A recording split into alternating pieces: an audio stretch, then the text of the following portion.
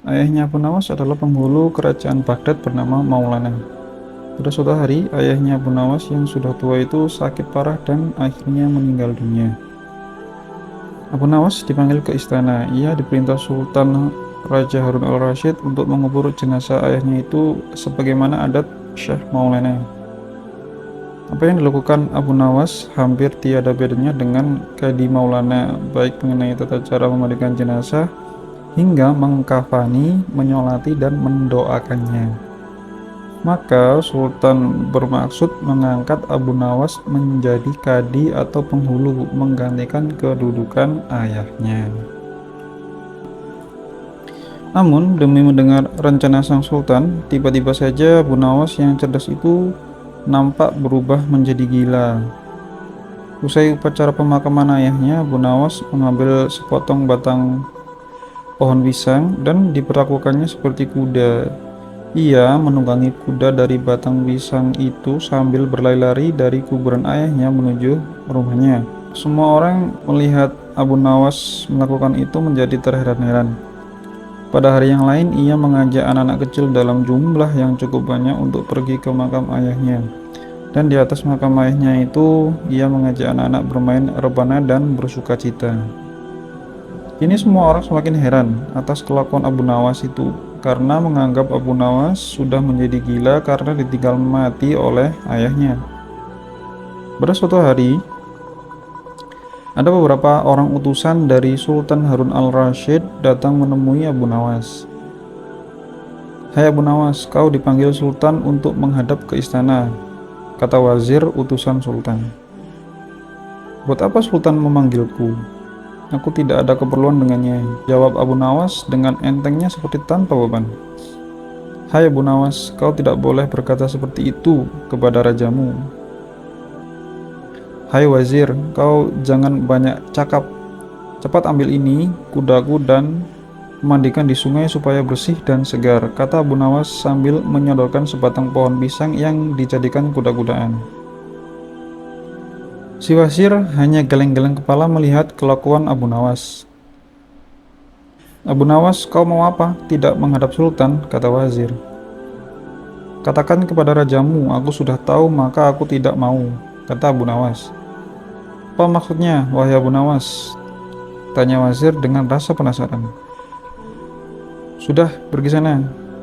Bilang saja begitu kepada rajamu," sergah Abu Nawas sembari menyarut debu dan dilempar ke arah si wazir dan teman-temannya. Si wazir segera menyingkir dari halaman rumah Abu Nawas. Mereka melaporkan keadaan Abu Nawas yang seperti tak waras itu kepada Sultan Harun al-Rashid. Dengan geram Sultan berkata, "Kalian bodoh semua. Hanya menghadapkan Abu Nawas kemari saja tak becus. Ayo pergi ke sana, ke rumah Abu Nawas, bawa dia kemari dengan sukarela atau terpaksa." Si wazir segera mengajak beberapa prajurit istana dan dengan paksa Abu Nawas dihadirkan di hadapan raja. Namun, lagi-lagi di depan raja, Abu Nawas berlagak gila, bahkan tingkahnya ugal-ugalan tak selayaknya berada di hadapan seorang raja.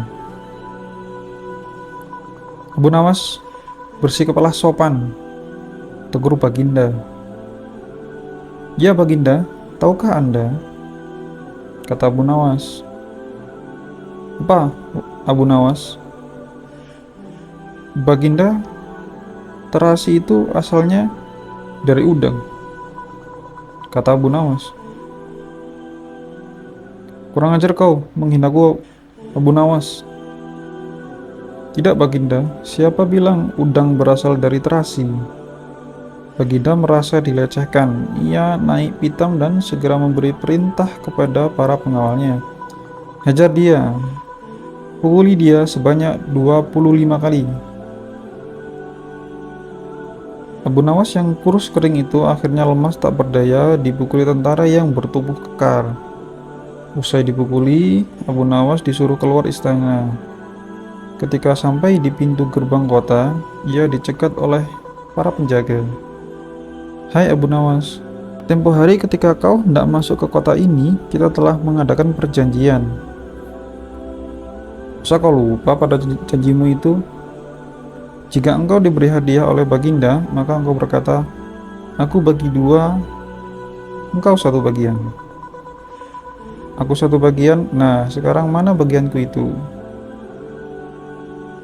Hai penjaga pintu gerbang, apakah kau benar-benar menginginkan hadiah Baginda yang diberikan kepada tadi? Kata Abu Nawas, ya tentu saja, itu kan sudah merupakan perjanjian kita. Baik, aku berikan semuanya, bukan hanya satu bagian. Kata Abu Nawas, wah ternyata kau baik hati Abu Nawas, memang harusnya begitu. Kau kan sudah sering menerima hadiah dari Baginda. Tanpa banyak cakap lagi, Abu Nawas mengambil sebatang kayu yang agak besar, lalu orang itu dipukulinya sebanyak 25 kali. Tentu saja orang itu menjerit, kesakitan, dan menganggap Abu Nawas telah menjadi gila. Setelah penunggu gerbang kota itu pingsan, Abu Nawas meninggalkannya begitu saja. Ia terus melangkah pulang ke rumahnya. Sementara itu, si penjaga gerbang mengadukan nasibnya kepada Sultan Harun al-Rasyid. Ya tuanku, ampun beribu ampun, hamba datang kemari mengadukan Abu Nawas yang telah memukul hamba sebanyak 25 kali tanpa suatu kesalahan. Hamba memohon keadilan dari tuanku, Baginda, kata penjaga tersebut. Raja segera memerintahkan pengawal untuk memanggil Abu Nawas. Setelah Abu Nawas berada di hadapan Baginda, ia ditanya, hai Abu Nawas, benarkah kau telah memukuli penunggu pintu gerbang kota ini sebanyak 25 kali? Abu Nawas berkata, ampun tuanku, hamba melakukannya karena sudah sepatutnya dia menerima pukulan itu. Apa maksudmu? Coba kau jelaskan sebab dan masalahnya kau memukuli orang itu, tanya Baginda.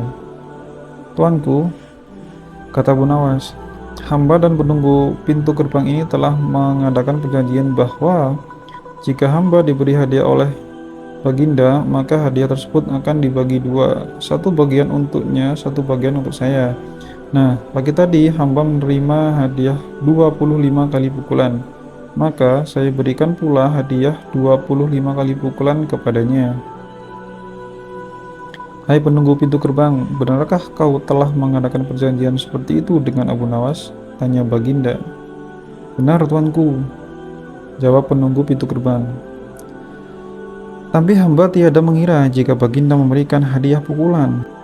Hahaha, dasar tukang peras, sekarang kena batunya kau, sahut Baginda.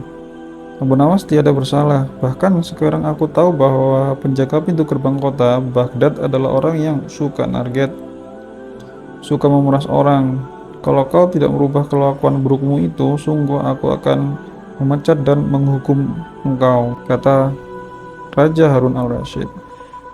Ampun tuanku, sahut penjaga pintu gerbang dengan gemetar. Abu Nawas berkata, tuanku, hamba sudah lelah, sudah ingin istirahat, tiba-tiba diwajibkan hadir di tempat ini. Padahal hamba tiada bersalah. Hamba mohon meminta ganti rugi, sebab jatah waktu istirahat hamba sudah hilang karena panggilan tuanku. Padahal besok hamba harus mencari nafkah untuk keluarga hamba. Sejenak Baginda melengak, terkejut atas protes Abu Nawas. Namun, tiba-tiba ia tertawa terbahak-bahak. Jangan khawatir Abu Nawas, kata Baginda. Kemudian Baginda memerintahkan bendahara kerajaan memberikan sekantong uang perak kepada Abu Nawas. Abu Nawas pun pulang dengan hati gembira. Tetapi, sampai di rumahnya, Abu Nawas masih bersikap aneh dan bahkan semakin nyentrik seperti orang gila sungguhan. Pada suatu hari, Raja Harun al-Rasyid mengadakan rapat dengan menterinya. Apa pendapat kalian mengenai Abu Nawas yang hendak kuangkat sebagai kadi? Wazir atau Perdana Menteri berkata, melihat keadaan Abu Nawas yang semakin parah otaknya, maka sebaiknya tuanku mengangkat orang lain saja yang menjadi kadi. Menteri-menteri yang lain pun juga mengutarakan pendapat yang sama. Tuanku, Abu Nawas telah menjadi gila, karena itu dia tidak layak menjadi kadi. Baiklah, kita tunggu dulu sampai 21 hari, karena ayahnya baru saja meninggal. Jika tidak sembuh-sembuh juga, bolehkah kita mencari kadi yang lain saja?" Kata Raja Harun al-Rasyid. Setelah lewat 1 bulan, Abu Nawas masih dianggap gila. Maka Sultan Harun al-Rasyid pun mengangkat orang lain menjadi kadi atau penghulu kerajaan Baghdad. Konon, dalam suatu pertemuan besar, ada seorang bernama Polan yang sejak lama berambisi menjadi kadi. Ia mempengaruhi orang-orang di sekitar Baginda untuk menyetujui jika ia diangkat menjadi kadi. Maka tatkala ia mengajukan dirinya menjadi kadi kepada Baginda, maka dengan mudah Baginda menyetujuinya. Begitu mendengar Polan diangkat menjadi kadi, maka Abu Nawas pun mengucapkan syukur kepada Tuhan. "Alhamdulillah, aku telah terlepas dari bala yang mengerikan. Tapi sayang sekali, kenapa harus Polan yang menjadi kadi? Kenapa tidak yang lain saja?" Jar Abu Nawas. Mengapa Abu Nawas bersikap seperti orang gila? Jadi ceritanya begini. Pada suatu hari, ketika ayahnya sakit parah dan hendak meninggal dunia, Abu Nawas dipanggil untuk menghadap. Abu Nawas pun datang mendapati ayahnya yang sudah lemah tak berdaya. Ayahnya berkata, "Hai anakku, aku sudah hampir meninggal. Sekarang ciumlah telinga kanan dan telinga kiriku." Abu Nawas segera menuruti permintaan terakhir ayahnya. Ia mencium telinga kanan ayahnya, ternyata berbau harum. Sedangkan yang sebelah kiri berbau sangat busuk. "Bagaimana anakku, sudah kau cium?" "Benar ayah." "Ceritakan dengan sejujurnya, bau kedua telingaku itu." "Aduh, sungguh mengherankan. Telinga ayah yang sebelah kanan berbau harum sekali, tapi yang sebelah kiri kok baunya sangat busuk," ujar Abu Nawas. "Hai anakku, Abu Nawas, tahukah apa sebabnya bisa terjadi begini?" Ujar ayahnya Abu Nawas. "Wahai ayahku, cobalah ceritakan kepada anakmu ini." Berkata Syekh Maulana, "Pada suatu hari, datang 2 orang mengadukan masalahnya kepadaku. Yang seorang aku dengarkan keluhannya, tapi yang seorang lagi karena aku tak suka, maka tak kudengar pengaduannya. Inilah resiko menjadi kadi atau penghulu. Jika kelak kau suka menjadi kadi, maka kau akan mengalami hal yang sama. Namun, jika kau tidak suka menjadi kadi, maka buatlah alasan yang masuk akal agar kau tidak dipilih sebagai kadi oleh Sultan Harun al-Rasyid. Tapi Sultan Harun al-Rasyid pastilah tetap memilihmu sebagai kadi," kata ayah Abu Nawas.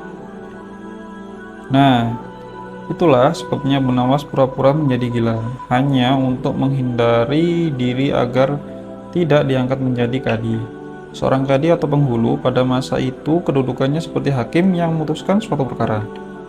Walaupun Abu Nawas tidak menjadi kadi, namun dia sering diajak konsultasi oleh sang raja untuk memutuskan suatu perkara. Bahkan ia kerap kali dipaksa datang ke istana hanya sekedar untuk menjawab pertanyaan baginda raja yang aneh-aneh dan tidak masuk akal.